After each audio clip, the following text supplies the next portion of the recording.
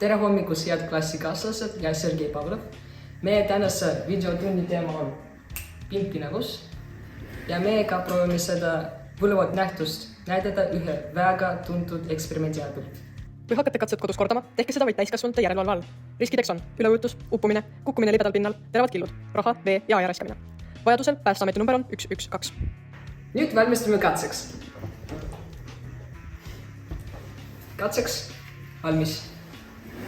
Selleks meil on vaja vanemate rahakotti ja klaas veega.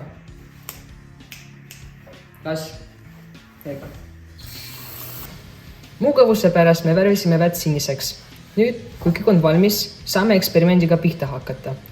Vett on vaja nii palju, et maksimum ning nüüd hakkame mündid ühekaupa ja ettevaatlikult vette langetama.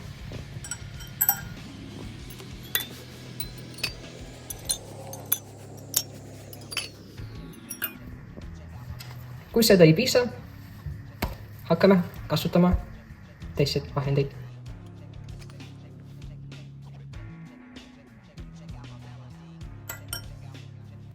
Pindpinevus on vedeliku omadus, mis paneb vedeliku pinnakihi käituma nagu elastne kile.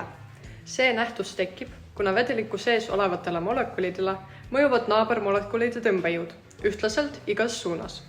Samas, kui pinnal olevatele molekulidele mõjuvad jõud ebaühtlaselt.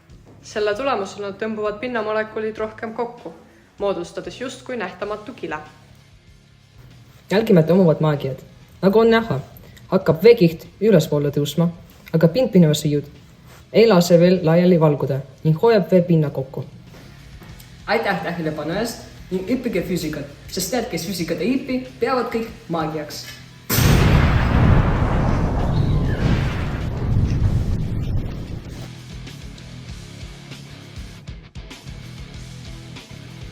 Ning õppige füüsikat, sest need, kes füüsikat ei õpi,